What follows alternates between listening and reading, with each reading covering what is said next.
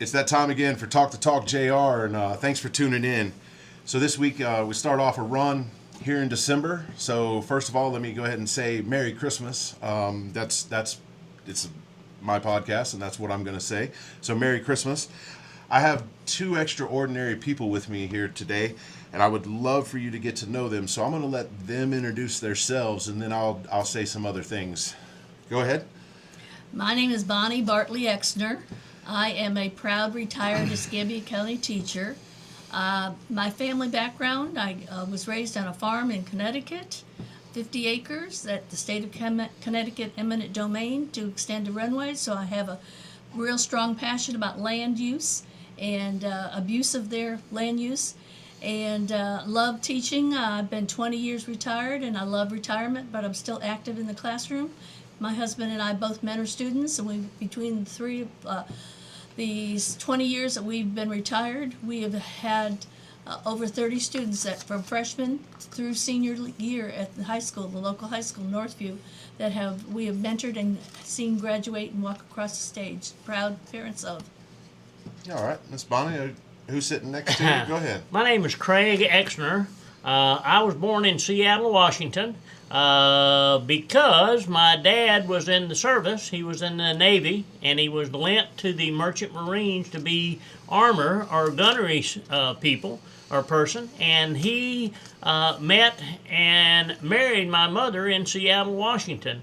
And after the war, because in World War II, people signed up for the war plus 6 months, and they decided after they got married that they were going to come back to Bernal Park. And I was born in Seattle, and I came to Bernal Park in November of 1946 and came to a place that had no running water, no electricity.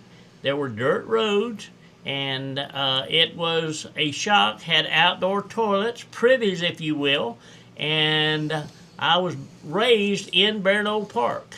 I went to Bernal Park School, and one of my classic things from Bernal Park School is in the first grade I wanted to get back to the classroom so much that I took a shortcut around the building and I ran slap dab into the side of the building, and to this day I wear the scar on my forehead where I ran into that building. Spent 6 years at Bernal Park. But in those days, it was called Bernal Park School because whoever came up with the school system decided that people in the rural areas needed 8 years of school. And I later went on to Tate Junior High, graduated from Tate High School in 1963. I'm an Aggie deep and deep, and eventually went to PJC. In PJC, they had a big push to get people to get more education. So I boarded a school bus that ran from the north end of the county to Pensacola High School, not Pensacola, but to Pensacola Junior College. And anybody that wanted to ride it had to be on the route, picked up. Went 2 years at Pensacola Junior College. And then I decided, because there were University of West Florida was not opening, and I went to University of Florida, became a Gator, and I got a degree in chemical engineering. After I did some summer work at Monsanto, I was in 707 lab, and we did tests on all of the flakes and nylon that was being produced there. So I took a job in New Orleans. I worked for American Cyanamid, and I also got a deferment from the military because in those days, in the late 60s, everybody in North Escambia was getting drafted. Mm-hmm. So I worked there for about a year and a half, really didn't like it, and came home, and I got drafted. The government, Uncle Sam said he needed me, and I was supposed to go. Spent about a year in the service, got out when my dad passed away, and I wanted to be close to my mother because she still lived in Barlow Park. And Pete Gendel, chairman of the school board, offered me a job teaching science at Pensacola High School. And I took it, and I spent 30 years at Pensacola High School teaching science, physics, and chemistry. But when I retired in 2000, I decided I would change majors, if you will. I became a history buff. I know a lot about the oral history of Barlow Park, and lo and behold, I joined the Barlow Park Historical Society, and in 2004, we took over the managerial of the Barlow Park Community Center. Well, I'm gonna stop you right there, Craig. Okay. Just real quick, because it was supposed to be an introduction. You just ran through. So you Yes, ran you did. through, and I'm gonna, because I wanted to dive into some of the things that Oh, you okay. said. Okay, If okay. that's okay, I'm That's gonna fine. dive into That's- some things she said. Yeah, okay, So that's fine. we're gonna go back, and I'm gonna backtrack into some of the things Craig was saying, and definitely talk to Miss Bonnie about some of the things that that I want to talk to her about, and I want to get into Craig's passion, and I'll mention how that happened, but besides my wonderful neighbors that I met when I first moved here, you know, Craig and Bonnie showed up, and I don't know how many plants we dug out of the yard, but We did. there was a lot of plants here, and what we were doing was removing them from the yard, not because I don't like plants, but because I didn't know what they were, and B, they needed to be rehomed, and what we did was we set them up with another nice lady, Miss Ann Right. Crawford, Right. and she potted them and took care of them, and we sold them to raise money for the garden club. Correct. And we sold them down at UWF. Yeah. UWF campus, the Florida section at the Pensacola State College. was it Pensacola State College? At Milton. In Milton, that's right. I'm so sorry, Yeah. but Pensacola State College at the UF portion of, but anyway, their botanical portion over Right. there, and they had a plant day, and we sold them over there, and that's when the first time I actually met you all, and you came over and helped. And do you remember how you introduced yourself to me?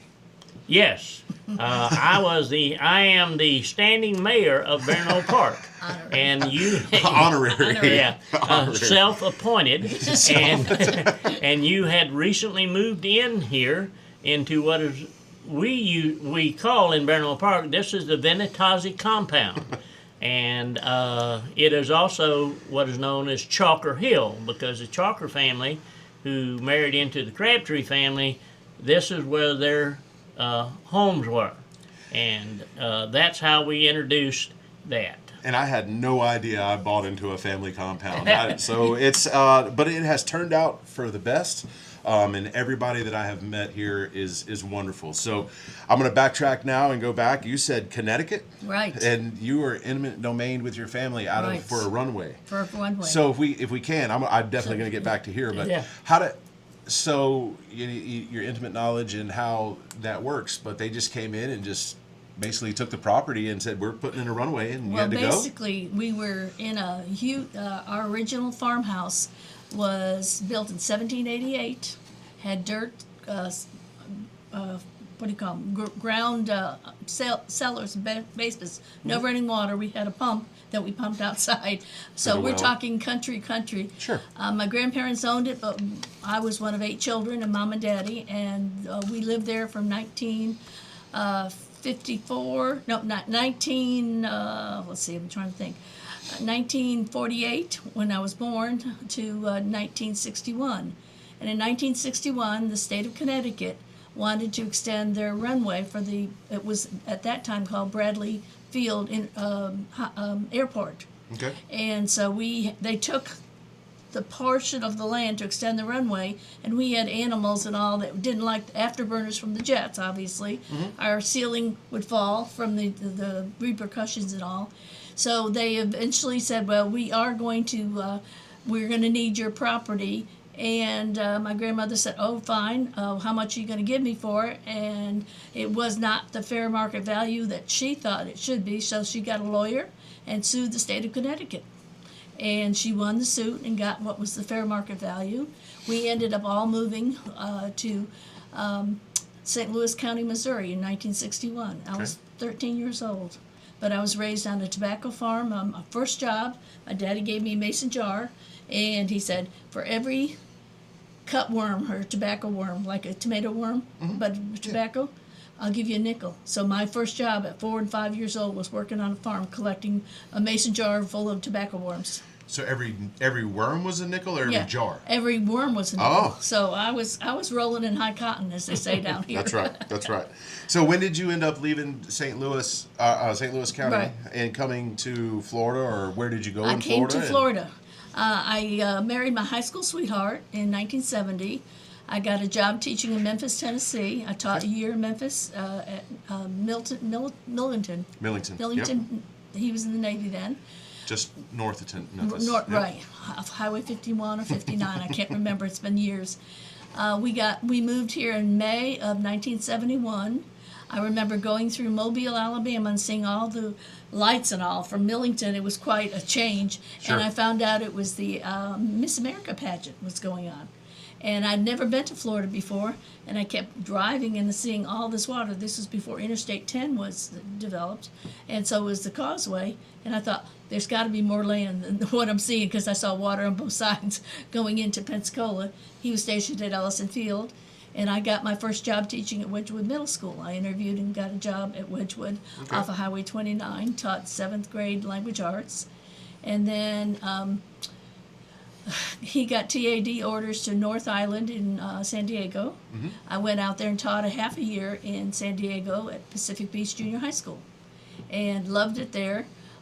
It was quite a culture shock, because from good old sweet, slow Pensacola to California was totally culture shock. Sure. Came back here. I ended up teaching for my same principal who hired me. Real quick, Sure. there is one thing about San Diego you can't take away: 85, 87 degrees all year round. Beautiful, Yeah. beautiful. And Minimal no rain. rain. No more rain. Minimal rain. I never saw snails. Okay. We were in a complex, and when the rain came out, the snails would come out and walk across the pool. I never saw that kind of a thing, because I was used Sure. to rain Sure. from Pensacola. Okay, So, sorry, go back that's on all track. right. Then, let's see, where was I? Came back here, taught night school for 4 nights a week until an opening came available. Taught 3 years at Washington High School, which is now the Hall Center in Pensacola. Okay. Taught 5 years at Warrington Middle School, and taught 8 years at Workman Middle, and my last 10 years was at Ransom Middle in Cantonment. So I've taught in 30 years of teaching in Pensacola. I've taught at like 7 different schools, and the reason why is at that time there was a pool of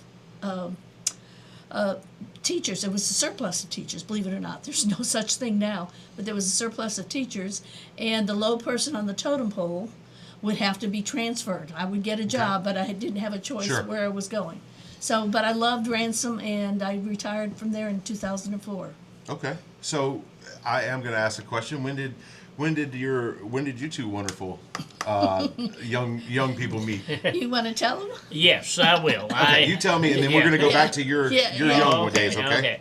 Well, I was also married. I married in 1971, and me and my first wife kind of grew apart, as people do, and different stuff like that. So she and I got a divorce in 1985, and I was looking around and wanted to meet different people. And the teaching profession was a surplus of ladies that were eligible. We've already been told it was a surplus. Yeah. Not a shortage like now. Yes, right. So Bonnie and I were introduced by a fellow teacher at Pensacola High School. Her name was Okay. June Butler, and I met her at Tate High School when she was teaching night school, and it just so happens that the night principal at Tate High School was a former colleague of mine at Pensacola High School. So we were able to meet, and we got together and decided, we've had enough of this dating around, if you will, and got married in 1988 and moved out to Barno Park in 2001 after I retired. From 1988 to 2001, I had a home in Cantonment in Gonzales, and that's where Okay. we lived. Okay. To fill in the Yeah. thing Sure, there. sure. I had a 3-bedroom, 2-bath home built by a friend of mine in the real estate firm. Okay, gotcha. Okay, well let's go back to you, and you were talking about your dad being in the canoe club. That's the Navy. Oh, yes, yes. Yeah. So that's Canoe. hey, Canoe. I can say whatever I want, Yeah, but I'm not canoe. going to tell you why. But Yeah, canoe but club.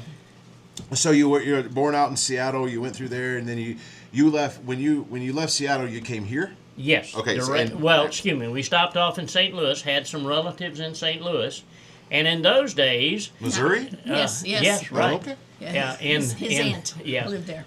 In those days, it took a long time to travel across the country from Seattle to Pensacola or Barrow Park, if you will. Took 5 days on the trains. Oh, I was going And- to say stop to feed the horse, but go ahead. yeah, that So- that was Yeah. the thing. And one of the things that Mother asked of my dad was that she could go back and visit her relatives in Seattle every 5 years. And we did. We went in 1951 when I turned 5. Took us 5 days on the train. We didn't get a berth, a sleeping thing, and we actually rented a pillow from a porter. And they had a dining car on there, and one of the good things I liked about it is I could get up in the morning and I could go into the dining car and have a hamburger for breakfast. But we continued that on. 1955, we went back to Seattle, went to the World's Fair in 1962, but the time to travel the country was getting smaller and smaller. And when we last visited Seattle in 1995, it took us, we boarded a plane in Pensacola in the morning Yep. and stepped off the plane in the afternoon in Seattle. Unbelievable. Right. Well, that's so you went to Tate. Yes. You said you went to Tate, Right. and then you started teaching. I'm sorry. Well, I I went- just skipped a whole bunch of stuff. So Yeah. you went to PJC, but now it's PSC. Yes. Right, yes. So I went to it from a junior college to a state college, and you can do all 4 years there now and everything else. yeah. But then you went to University of Florida. Was Yeah. that an in-person?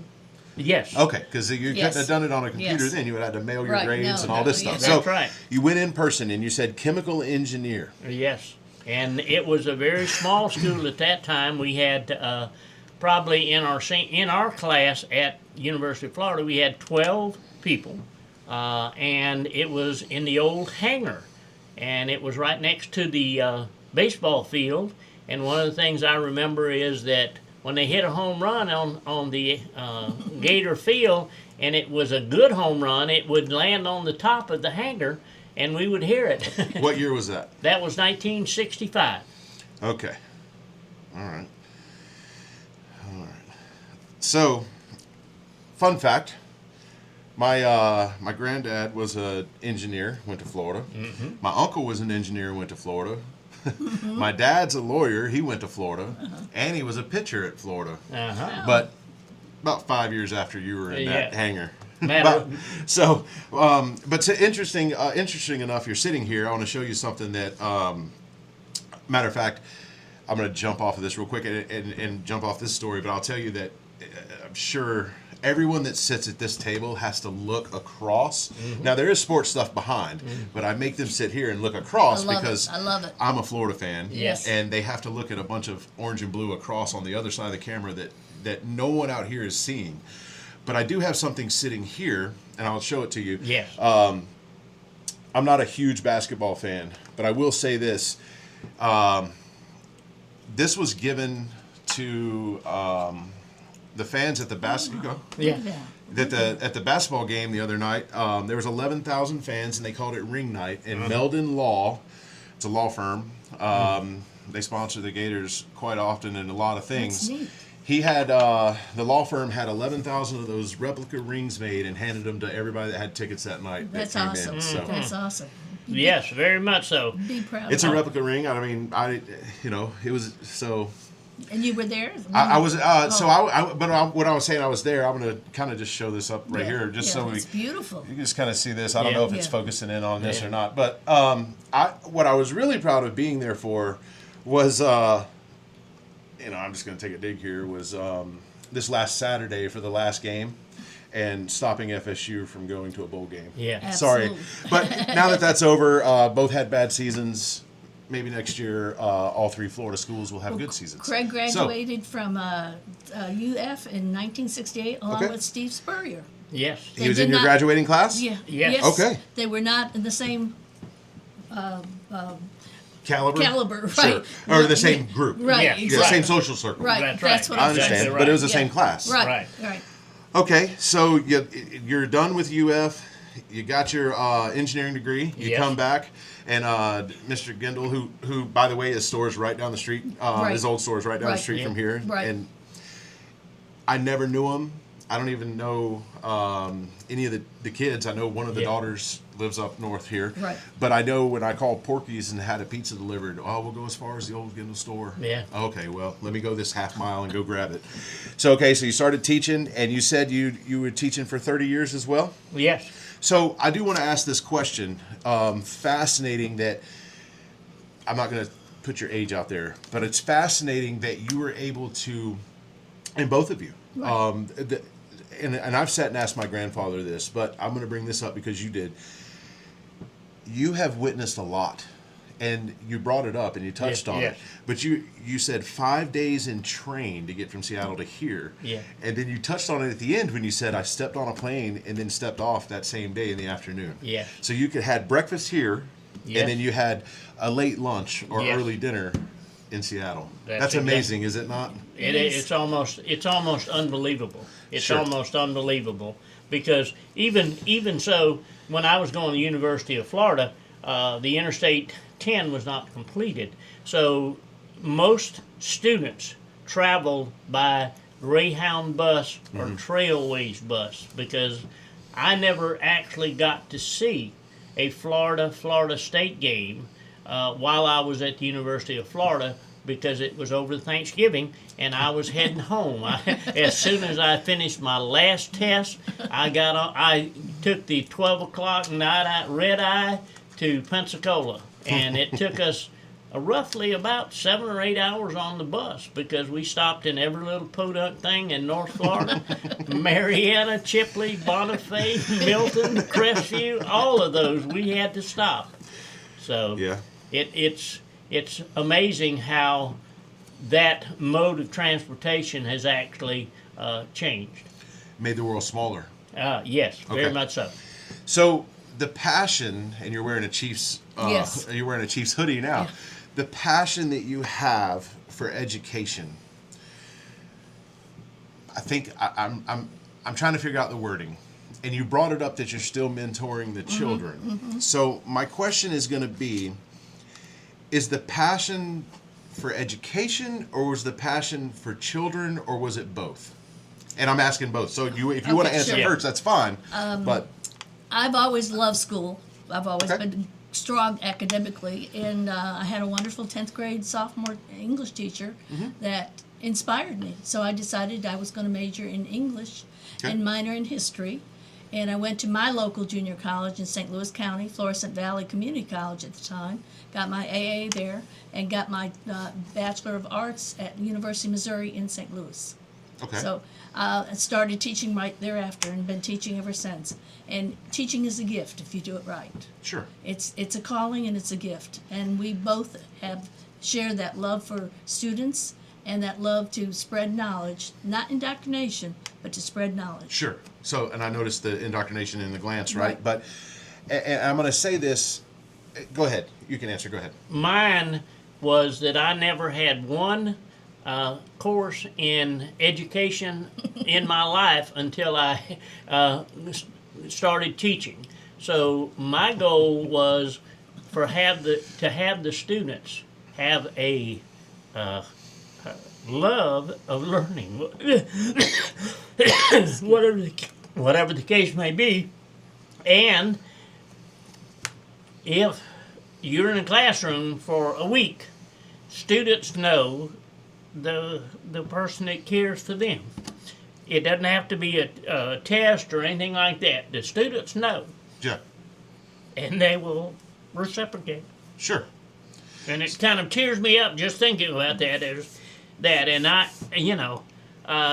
that's why we mentor, is to have the interaction, because the students will open up to you if they know that you are opening to them. That's right. So Yeah. so if I'm getting this right, it is a 50-50. Yes. Yeah. Because here, and the reason I'm asking that, and I love the service-minded aspect of service jobs. Right. Yeah. Okay, and I'm not going to sit here and sugarcoat anything, because there are times that in service jobs, Yeah. right, that you may or may not be able to pay a bill or two. That's just how it works. That's true. Very, very true. And that's a dark side that nobody likes to talk about. It's the hidden truth. But there's also a side of that. Police officer, teachers, firefighters, military members like your dad. You're always dealing with someone else's kids, Right. right? So Right. you have to have that passion inside of you that Right. you like teaching, Right. Yeah. right? So you can't dislike education and say, "Oh, I want to be a teacher." Right. But you also have to know going in that you're dealing with someone else's kids, but so you have to have a passion for those children. Absolutely. So I agree. Okay, I just want to make sure that, and by you tearing up told me everything Yeah. I needed Yeah. to know. You didn't even have to finish a sentence. I got it, and I'm sure everybody watching would get it. So, calling yourself the de facto mayor Yeah. of honorary mayor, de facto Yeah. mayor, whatever, self-appointed mayor of Barano Park would make your wonderful sweet bride the first lady. Yeah, of first Barano lady. Park. Yes, right. So, and when I first got here, I too am into history. Yeah. You dumped so much onto me when we were digging flowers. I was like, oh, I'm never going to remember this. Surprisingly, you can ask my wife. She's not here right now, but you can ask my wife. I did retain some. Yeah. So it's pretty interesting. But what made you so interested in Barano Park? Well, And not, let's say, let me back up, because I got yelled at for this. I'm going to reiterate this. When I first moved here, I had a Molino address. So, but I passed a sign that said "Welcome to Barano Park," which is fine, and I know the difference now. He helped me realize it. And he says, "Well, we're in Barano Park," and I said, "Yeah, I got a Molino address, so I do live in Molino." He said, So I know the difference, but instead of the Molino as a whole, which I have now learned was incorporated for 20 years of its existence at one time, what made you so interested in Barano Park as that area? well, I would, if I had to describe Barano Park, I would say it's paradise on earth. And as people come to this area, they have to realize that they're being part of paradise. In other words, we don't get to be paradise on earth, but Barano Park, in my opinion, is the closest that you can get. It has a lot of things that allow you to express yourself, allows you to be your own person, and one of the things we asked in our scholarships at Barano Park Historical Society is, why is a historical society important to a community? And at this point, different places, like Melinda does have a community, has a historical society. Century has one, but not all of the small communities have it. And just to give you a in-depth thing, this is called Barano Park after the Barano family. The Barano family was probably the fourth or fifth family, big family, that actually came to Barano Park.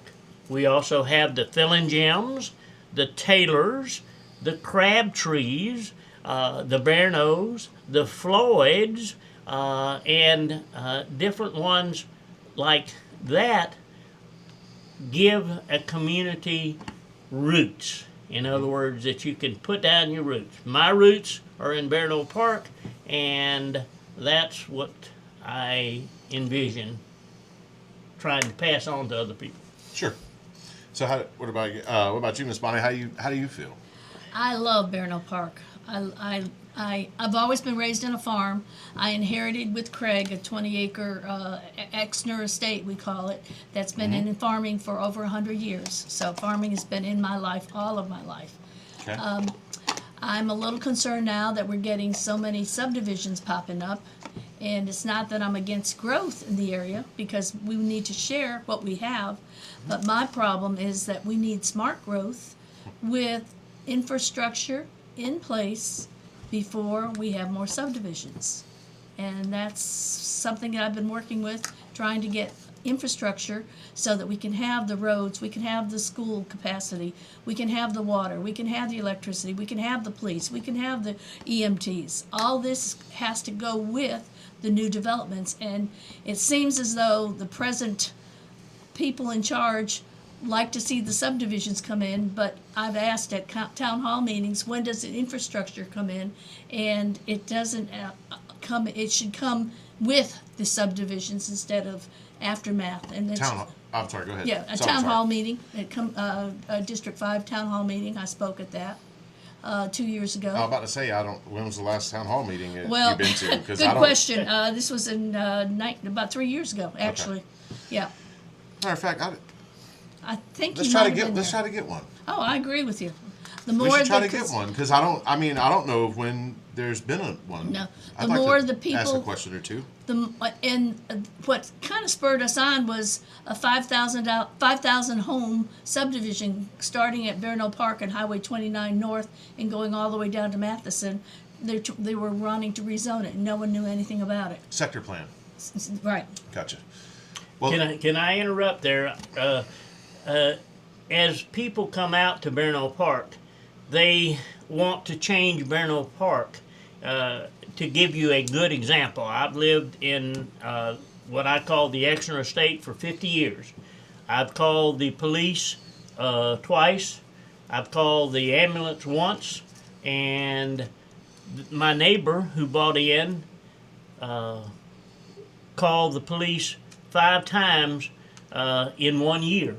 So they call the police to solve what was a neighbor problem. And that's not really what the police are actually for, in my opinion, of course. But, you can solve neighborly problems between neighbors. sure. And if you know your neighbor and, you don't have to like them, but if you know them, you can have common ground to solve whatever problem that you have.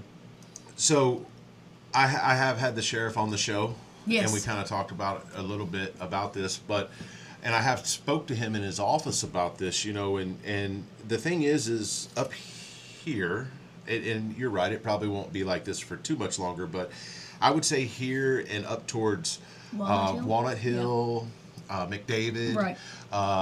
In that area, the people are not going to call law enforcement, or they're not going to call the EMS or EMTs or fire department Right. As quickly as if you're in the city. You're going to call your neighbors, Yeah. or you're going to call somebody that's close by, because that's the connection that you have built, and you're hoping to strive for.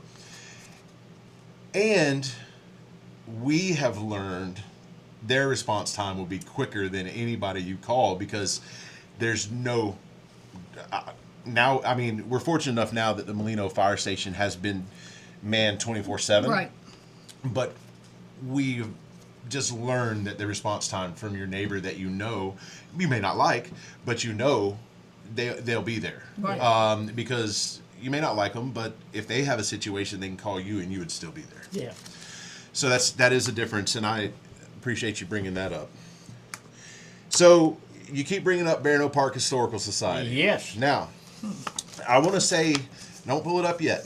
Don't pull it up yet, Okay. because I want to say I did a video, and I walked through the very first video I did about where in Escambia County am I, and I do that as a play on where in the world is Carmen Sandiego. Right. I did I that love as a it. kid Yes. in elementary school, Yeah. but that's the play I do, right? So, and as educators, I figured you would understand where I was coming from. Now, when I did that video, I happened to find this young man's report card, and I zoomed in and I kind of found it, He's not lying. He was a good student. So, but before we get to your Barano Park, and I'm going to get into some of that, tell me and tell the audience a feel-good story. Do you have one for Barano Park?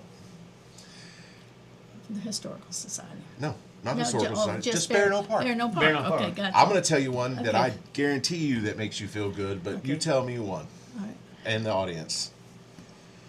A feel good. Yeah, about Barano Park.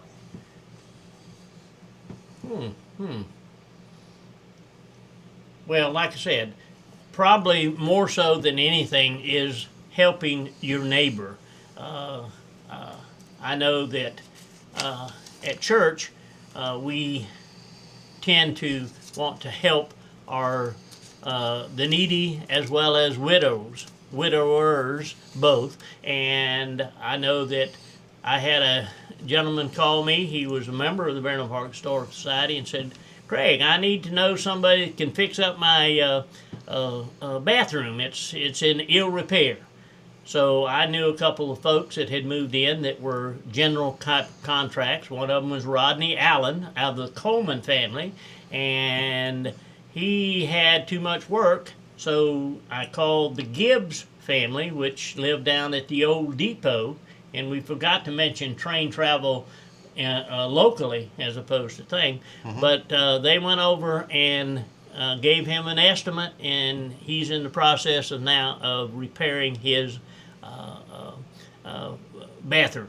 So it's a feel good to help people. Didn't you chase down a cow that gotten out, or somebody chased down a cow? Oh I yes, remember. yes, Yeah, yeah. Out the Barnos that Yeah. there were and- three out today. Yeah. yeah, Where they're from. they have had cows. They were leasing it to a farmer who was grazing his cow on some grasslands, and they got out and like I said, we've had a couple accidents involving cows where people have swerved off the road to avoid them.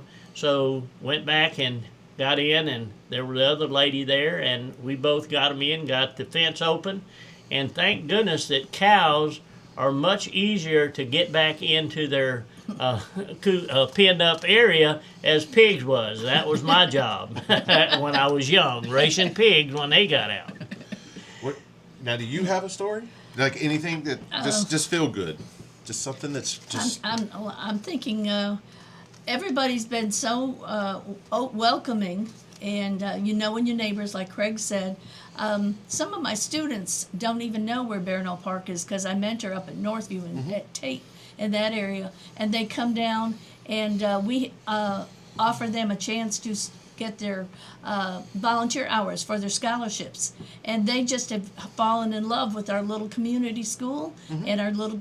We've shown them the museums and carrying on the tradition of the Barano Park history has been, and seeing the lights of their eyes light up when, oh gee, this is, you know, the artifacts in the museum. They didn't have anything, you know, like the butter churner and the different things, and again, the educational part of my life, letting them kids see. And again, I guess the biggest thing that we both, Craig and I, try to do is to carry on the love for this place, because when we're gone, we need the youth to step up and do and be what we are doing now. Sure. So I'm gonna say what I enjoy. You post some of the most wonderful pictures of the sunset over a cotton right, field. right, You post sunsets over a just plowed field. right. And I enjoy those. Craig, you walk in the street, and you may or may not have your grandsons in tow to go fishing. Those are some of the that's some of the stuff that warms my heart. Yeah. And so I know you're talking about your neighbors, but that is the quintessential country, laid back, small town feel. And I want to Mayberry. say, Mayberry. and I want to say that's Yeah. thank you. Yeah. Right. So now Mayberry, RFD. on Yeah. to Barano Park Historical Society. How long were you? This is not de facto or self-anointed or whatever you want to call it. Self-appointed. Sorry, not anointed. Self-appointed.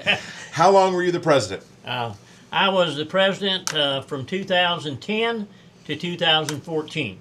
So 4 years. No, Yeah, no, 14. Yeah, 24. yeah, 10 to 24. yeah, 10, 10 to 24. Right, 14 years. Yeah, right. Okay. 10 to 24. But I joined the Barron Park Historical Society in 2000.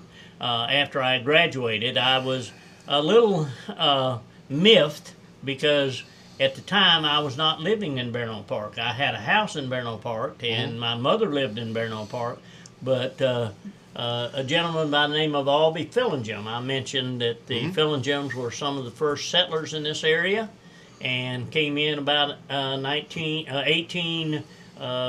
20, 25, homesteaded and different stuff like that. But I was a member.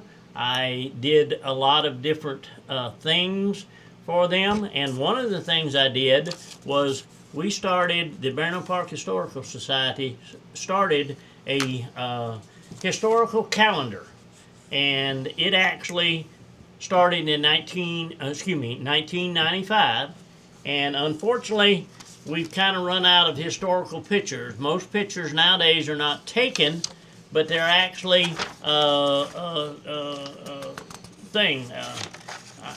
people say at one time, you know, you might have 20 pictures in a year taken of you. That number would jump to 2,000, 20,000 at this point in time. So the Barron Park Historical Society had a historical calendar for all those times, and it tells different things about it. In other words, why the streets, you know, are called what they are, why you have Shift-Go Road, why you have a place called here that we live on is Chalker Hill, and one of them has dedicated to one of my former students who passed away, J.R. Spears. Yes. The Marine that died the 2000th death in Iraq. J.R. Spears, and that is the name of the chapter for the Marine Corps League Yes. here in Pensacola. Yes. Yes. J.R. And I Spears. taught him in the 8th grade at Ransom. And you taught him in the 8th grade? Absolutely. Okay. and he lived on Molina Road, and we have to remember that a lot of these things are numbered now, but at one time the roads were named after where they went to. The Molina Road was the road out of Barron Park to Molina. The Okay. Barron Park Road was the road into Barron Park.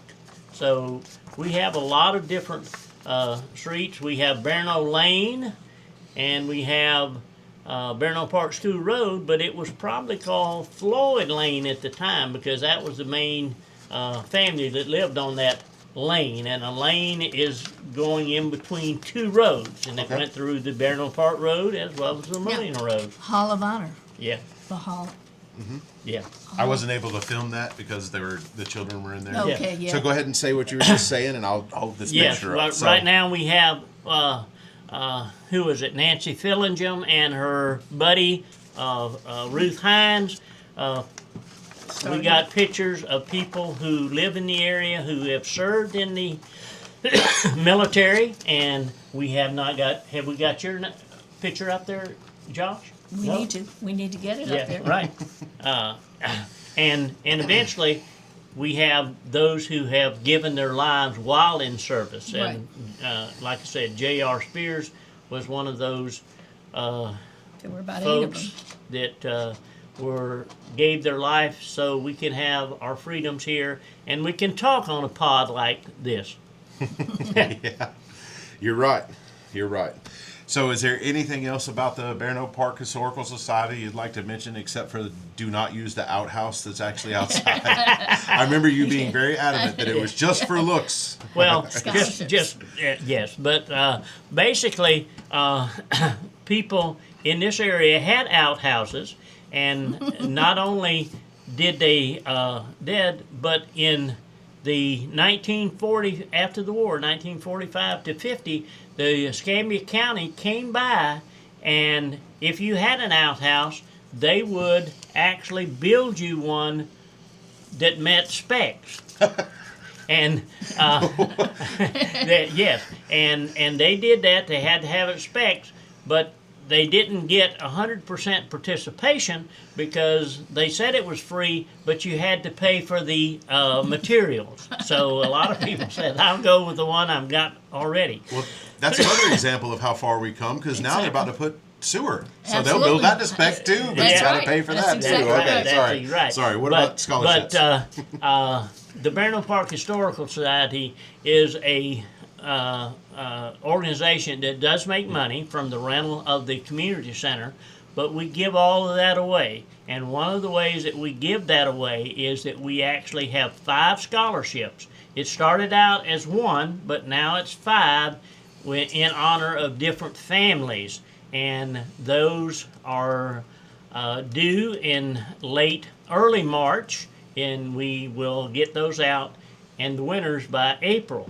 But also, Barrow Park Historical Society is partners in education with Molina Park, Northview, as well as Ernest Ward Middle School, although I'll say on this thing, Ernest Ward Middle School has not stepped up to ask for money. So if you're listening and you go to Ernest Ward Middle School, think about what you can spend some money on, because Barrow Park will likely give it to you. Well, that's a good plug. I mean, Yeah. can I just say I go to Ernest Ward? Yeah. So, You're not in the Ward family. so let me. Now that you brought that up about scholarships, and thanks very much for letting know that. Let me ask you this before we wrap it up. You briefly talked about still mentoring up in Northview. That's been 20 years. Yes. That you're still actively mentoring. Yeah. Yes. You drive up there. Yes. You, Beautiful drive. Beautiful drive. I probably know the route you take. Backward. So Yes. both my daughters went there. Yep. My son will probably go there. So it's definitely not the money now. So it's the education and the kids that's keeping There's you no involved. money involved. In fact, we That's spend right. money. Yeah, that's We right. spend money. Volunteering. Yes. Let me give you a shout out to my wife, Bonnie, because both of us have taught in schools, and we know who run the schools. So this morning she passed out cups and hot chocolate, so the support staff at Absolutely. Northview can get the honor that they deserve, and they deserve a lot more. But that's a little token that we want to say that my wife appreciates them as well as I. Good. And how many days a week do you all go up there and mentor? One day a week. One day? One day a Okay. week Uno. for. We have to log in 20 sessions. We've already got our 11th one today. Okay. It's through Take Stock in Children, a national program. These are students that are financially needy, Okay. that are selected in the 6th grade, and Yep. from the 7th grade to the 12th grade, Mm-hmm. they get a mentor once a week. Now, we mentor the high school kids. Sure. Because Ernest Ward, we're too old to get up at Sure. 6 o'clock in the morning to get up at Ernest Ward.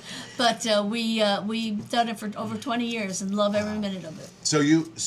But you have to. You said 20, and you've already logged 11. Right. So you're Well- going to go past 20. Well, Oh, yeah. we've logged in 20 years, but through the 20 years that we've had between us both, from 9 to 12th grade, we've had over 30 graduates. No. I'm saying you have to do 20. You said Yeah. in the school year. Right, Yeah, 20 visits. right. But you've already done 11. 11 already, So right. you're going to get past 20. Certainly, Yeah, certainly, so- certainly. And basically, Josh, what No. we The hope group. what we hope will be taken by our students that we mentor is that we have enough care for them that we're willing to go out of our way to see that they do as good as they possibly can. And that's all we want to do is, and that's all we can do as individuals is do the best we possibly can. That's right. I wanted to be in the NBA, but I just didn't have the height to do it. That is true. Neither one of us, darling. So, birds of a feather flock together. Right. Yes. So, it's very refreshing because people seem to, the people that surround each other, and it might be worded a little different, but I've noticed that the people surrounding each other, the group and the friendship and the circle you keep are involved in wanting to make their home where they live, where they love, better Right. Yeah. in some facet. It Absolutely. might not be kids, it might not be the yard, it might not be the the construction. It might Right. it's something. Right. And when that all comes together, you have that group that you were with. And I very slightly mentioned the garden club, but the groups that you're involved with, all those people touch almost everything in this community. That's true. And if you surround yourself with people like the Exners and many, many more that are out there, and I'm hoping that this provides the opportunity for you to meet them, you have no choice but to make the place that you call home better. The joy we have both learned, the joy in our life is to give and not take. And that's our mantra. right. That's what we live by. And let me give you one other example, because when I was physically able, I used to take people fishing on Perdita River, because a lot of people think, there's nothing in Perdita River. What thing?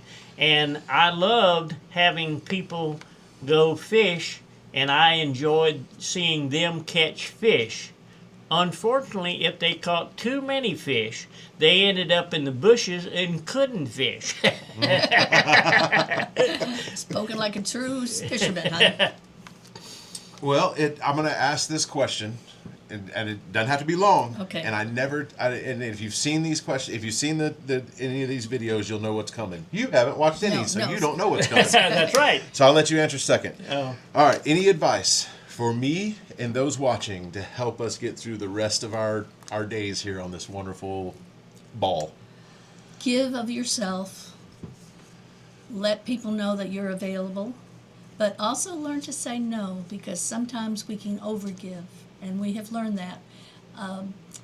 We love what we do, and we'll continue to do it as long as we can. But and church plays an important part of our life. You've got to have faith. I don't care what church you go to, but you have to have some sort of spiritual guidance. And we lift each other up in church. Church is a place for healing. It's not the place for the answer for all. So faith is very important, and we both have faith and giving of yourself. You got advice? My thing would be, as you go out in the world, you're going to meet other people. And some people, as I mentioned, you may not like. But I think you need to make sure that you look for the positive in other people. And I believe, now this personal, my faith is that every person has some of that positive in them. And like I said, maybe not as much as you'd like, but there is positive, and you need to look for that. Okay. Well, before I'll let you know, I did change the front up here a little bit. I know you can't see that one. I'll fix that for the next video. But right here, I've got a new card, and it's Santa Claus. 'Tis the season. There'll be a different one up next week. I think this is the NFL Pro Set card. On the other side that you can't see is the baseball one. Now, at the end of every show, I do this. Again, no monetary value to me, just because good people, so I go ahead and plug them. I'm standing today because I get my seat up, but that's okay. This is for Amanda Ann's. Right, I'm going to read the front of it just so you know, but it's Amanda Ann's. It's antiques, vintage, collectibles, and more. They are 470 South Highway 29, Cantonment, Florida. They're the old Babcock Furniture Building. A lot of vendors in there, and the reason I'm plugging them today is I do spend some time in there. The very nice, respectful people that run it. It's amazing what you could find in there, and all the vendors in there are from this area, so it's like an antique vintage store. The people that run it, they let people that are local come in there and sell their items. So if you're around and you go in there to shop, or you haven't been in there, check them out. You're supporting the local people in this area when you go do that. So I will tell you that it has been a pleasure speaking with the Exners today, and it has. And I love talking to people that really have a thirst for life, and they sure do. So on behalf of the Exners and myself, thank you for watching Talk the Talk JR. Now that we have sat and talked the talk, I hope that encouraged you to go walk the walk. Amen. All right. Amen. All right. See you next time. Thank you very much.